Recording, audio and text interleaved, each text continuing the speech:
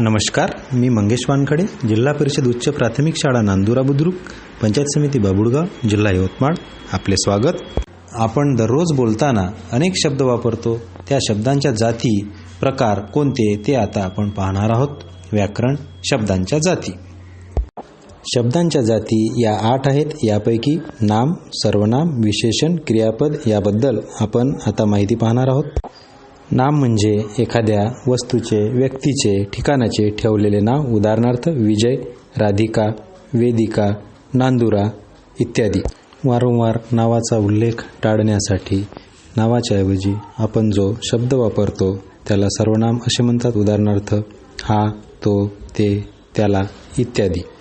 वाक्यात नामाबद्दल विशेष अशी माहिती सांगणारा एखादा शब्द असतो त्याला विशेषण असे म्हणतात. उदाहरणार्थ चांगला, गोड, उंच, लहान इत्यादी. वाक्याची क्रिया कोणती?